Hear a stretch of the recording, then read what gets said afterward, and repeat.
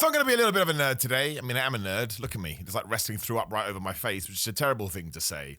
But SmackDown happened last night. We're going to talk about it as we always do. And my big takeaway, I had two takeaways. I thought it was a decent show, right? It's way better than it was a few weeks ago. I think having the War Games has actually allowed SmackDown to be more focused. But the absences of CM Punk, Roman Reigns, and Brock Lesnar, I just thought were a little bit ridiculous. Like, I understand it. If we're talking about, let me get this right, Phil Brooks, Joe Adewale, and I presume Brock Lesnar's real name is Brock Lesnar, fine, cool. If they've got it in their contracts where they don't have to turn up to every single show and they get loads of time off, I think that's awesome. But bringing it into the kayfabe world and just talking about it from a story, when you're like a week away from War Games and everybody else appears for the War Games build and you're not there, just thought it was a bit weird. If you're annoyed at me, subscribed. It's the best way to get annoyed at me every day. But yes, the show starts off with the Vision coming out, so the brand split is definitely dead until WWE wants to pop a rating with a draft, which is fine. I personally am happy to see the back of it forever, and I would also only have one world champion and one set of tag team champions, but again, I'm a geek and I should be kicked out of a window.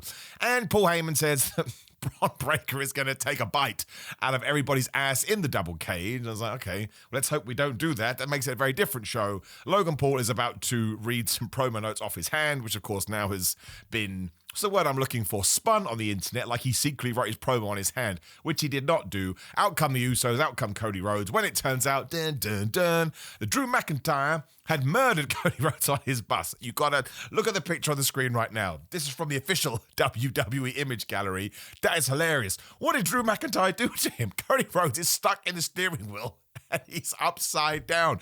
Even if you did mug somebody on their vehicle, I don't know how you end up like that, but it was very funny. Cody's all busted open. Then later on, we get Bronson Reed versus Carmelo Hayes. And how does Carmelo Hayes win? Because the War Games guy comes out, or Jey Uso and Jimmy Uso and Cody Rhodes come out. They negate the Vision. And yeah, Carmelo Hayes won by countout. But I thought about it. And listen, nobody believed that was going to be the case, especially like 6 months ago. So Melo getting a win like this, totally fine with it. And yes, WWE has been over-relying on countouts a lot recently. Like, it's exactly the same thing they did with Becky Lynch, where you go, oh, Maxine Dupree, she won. Wink, wink, nudge, nudge.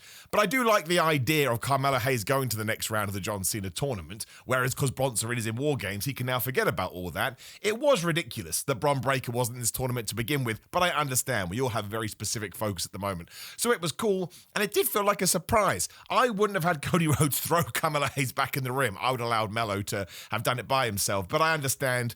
I get that's why some people are annoyed, because again, the focal point was on Cody Rhodes and friends, and not on Carmelo Hayes.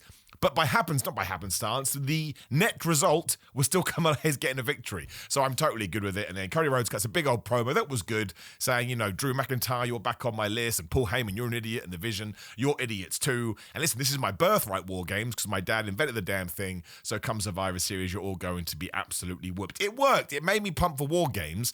It's just, at the start of the show, I mean, this is why we got rid of Drew McIntyre. After Drew McIntyre had committed a crime, he vanished, and Paul Heyman told Nick Aldis he's not coming back. I thought that was a lie, but Heyman in the opening promo had also said it's a numbers game. That's what I taught you, Usos, when you're in the bloodline. It's a numbers game, and right now you are outnumbered. So the reason not to have Drew McIntyre and Brock Lesnar there is just so that we wouldn't have to have Roman Reigns and CM Punk. Like, it was very much done. What do the schedules say? What does the calendar say who's going to be there? And of course they'll all be out there on Raw. I presume they'll all be there on SmackDown because it's in San Diego. I would guess that SmackDown's in San Diego next week and they're doing like a mini residency. I don't know if that's true. That's just my speculation, although super easy to find out right now. But you probably should have done it here, and you should have done it on Raw, and you should have done it on SmackDown. Do you know what I mean? Like a big old brawl here, like we did for the women, I just think would have heightened things. I know you don't want to copy and paste stuff. I've said it myself. I think that's why Blood and Guts War Games, whatever you want to say, Hell in a Cell, just have one per calendar year, because I think you can sell it better and you don't move into copy and paste territory. Not having three major stars when you've only just put a couple of them right into the thing, and the fans were trying for Roman Reigns, they were trying for CM Punk. It's not a bad thing, it's not a negative thing. It just made me go, well, this is a bit weird. Why aren't they there? Why don't they care? Again, I'm just looking at it from a story point of view. Sometimes I say things and people think I'm talking about the real humans. Never. I'm never going to do that. They're actual beings, and they're allowed to live their lives however they do so want. But I think that it worked. I guess my only real worry is that once again, Drew McIntyre has the better of Cody Rhodes in the build. This is the second, maybe the 72nd time it's happened. And then you get to the big match and Drew McIntyre gets absolutely smashed. Let's not go back to that, right? Let's try and find a way. Do not have Drew take the pin in War Games is what I'm saying. No matter who's winning or who is losing, let's make sure Drew has some momentum coming out the other side, because his feud with Cody has been good, but it's left Drew McIntyre, the character, in an interesting position. But yes, it worked. And again, the absolute plus of all of it is that Carmelo Hayes goes through to the next round. I don't believe he will win the tournament. I think he's fighting Gunther. Is that right? I don't know. We have brackets now. I had to get to the second round before we got brackets. I can't see it. I think Gunther is a lock to go all the way through. And Sheamus, very sadly, is out of the tournament too. I'm going to choose my words very carefully. SmackDown's already been taped next week because this Thanksgiving. The replacement is out there already. I'm not going to tell you who it is. I think that's massively unfair. Don't go too crazy with your thoughts, okay? Don't get overly creative. Don't start talking about Adam Copeland or Edge. He's in AEW anyway. That's all I'm going to say. But in terms of what we did do with the War Games, good, worked. We should have had everybody else involved. And we have the women's one as well, the highlight of SmackDown. By a country mile, this made me laugh out loud in a joyous way. This made me feel delightful. Because Alexa Bliss, once again, to me, it felt like she tricked Charlotte Flair into having a conversation with Rhea Ripley. Alexa Bliss, somebody pitched in the video yesterday. Go check out your Survivor Series predictions. Somebody said they think Alexa Bliss is going to go bad guy. She better. On Raw, she gaslit Charlotte Flair, and here she must have said, what, we're just going for ice cream. Instead, she led her into Rhea Ripley's locker room. Io Sky must have been on the deal because she ran away, and then Alexa ran away too. So anyway, Rhea Ripley and Charlotte Flair are going to talk out their differences. We go to the rest of the show, we come back. All of a sudden, they're in a movie. It was all cinematic. Now, listen, I like it when WWE does this. Do it more. But the sheer 180 and the sheer, well, there was just no precautions. There was no warning. It's just like, oh, we're doing it like this, are we? And they did very, very, very well. And I suppose the good part about it is the shortest storyline ever. 1 week ago, Charlotte says no, and now she's like, well, I'm going to do it. It just felt a little bit out of nowhere, although it entertained me. And that's why I watch professional wrestling, to be entertained. It was very, very funny. And it's not a bad thing. And in fact, I would rather WWE did do stuff like this, because if we're going to get 52 weeks of programming a year, do new things, try new things. We haven't done this, I don't think, since the Roman Reigns, Cody Rhodes in a stadium, whatever that was before. I can't even remember now. Was that before WrestleMania? No, surely not. That was before their tag team match against whoever it was. I can't remember. Do weird things with your hands. It was just so unexpected. And at first I thought, has Netflix skipped me to a different SmackDown? Or I don't know, they're going to do this. But yes, they're back on the same page. They like each other again. Although it wasn't like a pact. It wasn't like you really had to believe that they were on the same page. So you could get to War Games, and again, maybe it does all fall apart, and maybe Alexa Bliss does go heel. That would actually tie into some of the things she's been saying, and then using the Rhea Charlotte thing as a bit of a ruse or a red herring. That's actually quite smart booking, because again, we based it on the past, so actually it's pretty decent. Then, of course, you get to the last segment and we have to decide who the fifth people are going to be. Rhea Ripley essentially said, those bear guys don't know what they're talking about, mate. We are all happy and together in love. And we've also got AJ Lee on board. Everyone goes crazy. The heels then wallop them. And before AJ Lee could even get in the ring, Becky Lynch just went smack. And, of course, she's going to be the fifth person on the heel team, which is interesting because she does have somewhat of a past, whatever the right word would be, with Asuka. I liked it. It was nothing over the top. It was nothing that you have to go out of your way to see. But in terms of nice, simple booking to get where we need to get to, that's essentially what we did. To the point, there's nothing really else to tell you. I mean, the heels definitely stood tall here, so maybe the babyface will stand tall on Raw. But our teams are Becky Lynch, the Kabuki Warriors, Nia Jackson, Lash Legend, the most random of the teams. And it's Rhea Ripley, Alexa Bliss, Charlotte Flair, Io Sky, and AJ Lee. So that's different. Now have a good time. And there's so many feuds you can spin off out of that. That's a stupid sentence. Including Becky and AJ, but also maybe, just maybe, Charlotte and Alexa. Just saying. Speaking of this John Cena tournament as well, yes, Carmelo Hayes went through and Penta went through. Great match with Finn Balor. You should check that out. I love both those guys. Now, the interesting part with this is, I'll make sure the bracket's on the screen. I'm not going to tell you, Sheamus is a replacement, but I can tell you that don't need to worry about it. And this is me. I don't know the rest of this. This is me now going back into fantasy booking mode. I have a feeling finals are going to be Jey Uso versus Gunther. Now, that's very, very interesting because you can look at it from two very, very separate ways. One, has WWE gone back to the well too much with this feud? Or two, is that actually good booking? Because there could be some jeopardy there. Because even though Jey Uso was able to get the win over Gunther at WrestleMania 41, ever since then, Gunther's got his number. He took that championship off him relatively shortly. And it is a good guy versus a bad guy. I understand the internet wrestling community has a going to say hard on, has an issue with Mr. Yi. I really like him. I like Jey Uso a lot. I find him very entertaining, and I think he's done more with his character the last few months, to the point he could go heel at Survivor Series, and it wouldn't be completely surprising. It's an interesting one. I'd love to know what you think in the comments below, so please do drop something down there, and obviously subscribe and do all that as well. Just because, I mean, in this scenario, I'm taking out LA Knight, for example, and no one else is obviously going to pop in now because we got past the first round. It's not what I had. My original fantasy booking, which again, you can check on my predictions for a couple of weeks ago now, was Drew McIntyre versus Gunther. Of course, Drew McIntyre didn't even go into the tournament to begin with. I just can't believe, and actually if I was going to say what I want to say, and again I'm going to try and skit around this as best possible, I have a feeling either Jey Uso or LA Knight may go heel. I'll leave it there and I'll move on quite quickly. I think that could be the feud coming out of this after Gunther does win, but I'm massively intrigued to see what people think, because it's so easy to get influenced by the vocal minority on the internet and think, oh my gosh, everyone hates Jey Uso. But then you listen to the thousands of fans that pack the arenas and they're all into Jey Uso, and I know I'm into Jey Uso. If Jey Uso won the tournament, I wouldn't mind, because I think that would be a great 12-month story. You had the Royal Rumble, and then you have Jey Uso versus John Cena, round 2 in many ways, and then John Cena can win that one, and again, you've just tied it all up, or you can have Gunther go in there and he beats John Cena. It all depends what you want to do in John Cena's last match, but I don't hate it. But I saw a lot of people go, no, when they started to sort of, again, work out what the brackets could be.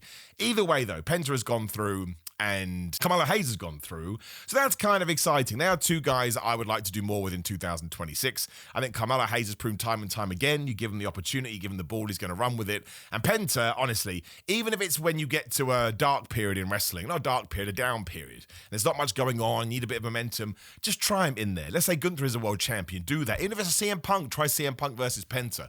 I just think Penta has proven, which sounds like a rhyme, that he can easily hang in WWE. He's got the sports entertainment credentials, and he's almost been there a year, essentially, and he hasn't lost any of that momentum. People still like him. People still go big for him. They pop for him. They like the entrance, and he always delivers in the ring. I think his ceiling is higher than the one maybe WWE has him pegged for, but we can wait and see. Either way, I am intrigued about the John Cena tournament. Is it a little bit, not traditional this, a little bit dull in its what am I trying to say here? It's the names you would have expected, and we're going back to a lot of feuds. And I think before this, some people were hoping we're going to get some brand new stuff, and we did get surprises, but it didn't really lean into the madness as much as it could have done. Now, the two things I think need a bit of work on SmackDown, and again, who am I? Absolutely no one. These are just my personal tastes. Happy for you to disagree. Really enjoyed Fraxium versus DIY. But the tag team division, much like it was on Raw, who knows where it's going? People win and people lose, and it doesn't actually really matter at all, even though the teams are really good. Now, SmackDown has more teams than Raw, so that helps. Raw doesn't have any teams whatsoever. But this is why I keep talking about merging the titles. I just think it's time, because at the moment, it's just like, all right, I don't know, shrug emoji. And they have a great match, but then now what? The MFTs felt like they were going to be taking on the Wyatts, who are the champions. We never really do much with that, or the build is so slow, it doesn't really have any pizzazz to it whatsoever. And the other stuff is the women's division, apart from the War Games. Like Jade Cargill confronted Chelsea Green. Chelsea Green cancelled her celebration again. We didn't get Jade versus B-Fab. Maybe I'm wrong, I am a moron. I thought we'd basically set that up last week. And I am going to spoil this for you, I won't tell you the winner. But next week's SmackDown, it is Chelsea versus Jade. If you watch this episode of SmackDown, it was painfully obvious we were going to do that. So there is no real feud for the US title. There's no real feud for the Women's Championship. I thought Jade Cargill, I suppose she did do this, I thought Jade Cargill was going to run through a bunch of people. I mean, she runs through Chelsea Green, okay? But that shouldn't come as a big surprise either. Forgive me. It's the only way I can make my damn point. I say, well, Simon, why are you so angry about this? And that is what she should be doing, but not with Chelsea Green, because Chelsea Green is the United States champion. She should be having a feud of her own. I don't know why I get my bee in a bonnet so much about this. I just think we have this mid-card level of talent on WWE that could be used miles better. Introducing a championship is a great way to do that, even though we do have too many titles. And it already feels like after the shock win over Julia, we've just completely done a 180. And like I say, for 2 weeks, no championship celebration. Now Jade going, oh, B-Fab, I'm going to beat you up, and not doing anything. Maybe we're just hitting pause until we come out the other side of War Games, because that's going to be the focus. I don't think you're going to get any women's championship matches on there. Maybe I'm an idiot, right? Maybe I'm a fool or something like that. I've just realized too, Roman Reigns and Brock and Punk have to be on Raw because they can't be on SmackDown next week. Actually, I haven't seen all spoilers, so maybe they do turn up, but that's a tape show. And I can't believe that if they weren't on that episode of SmackDown but were in the building, they wouldn't have been used on both. That makes me a little bit annoyed about it again.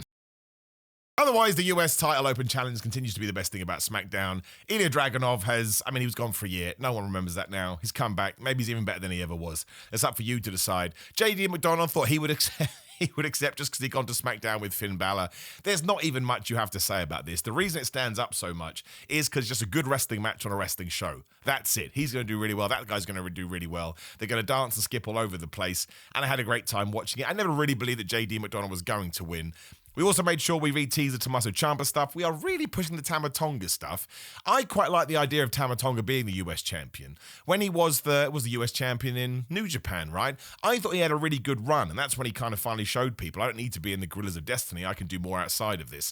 And that doesn't feel like that's the tag team that WWE's going to lean into as well. So I would quite like Tama Tonga to be the guy. I think it would change it up. He is such a heel. He doesn't have to do an open challenge. And talking about the MFTs and Team Sami Zayn, they've got their traditional Survivor Series match next week, and we did proper old school 1989 wrestling promos. The babyface being like, oh man, we're just going to be the best of friends and we're going to try and take you on, and MFT's like, well, we're family and we know everything. More of this, please. More traditional stuff like that. Again, it was silly, it was stupid, it was very one-dimensional, but in the way that it was meant to be. Nobody was pretending otherwise. And I don't like it when babyface is just like, oh, we're buddies now, but they're would be here because they have a common thread running through everything. So that was fun. And I think every year we should do at least one traditional Survivor Series match. Or actually, you could go back to having 3 or 4 and only having one War Games. That can be your Super Survivor Series match. But what do I know? Absolutely nothing. So that was SmackDown. Again, way better than it has been. And maybe there's a few things I forgot to talk about. Still not lighting the world up with joy. Like, they're very lucky that they have the War Games because it feels like a big deal. So anything you do around that. And of course, they announced the 5th participants for the women's, which is big news too. But it's not a show I think you need to go out of your way to see. So maybe 3 hours will be better. Maybe I'm wrong about that. Maybe that will allow us to tell more feuds. Again, Aleister Black and Damian Priest, they vanished again. It's so weird because Zelina Vega teams up with her husband and they go after Cody Rhodes, and now we just dropped that. It's all just very strange. It's all just very weird. But I did enjoy this show. I thought it flew by, and the Charlotte Flair Rhea Ripley thing was just, oh my gosh, I was howling. In the right way, in a good way, in a supportive way.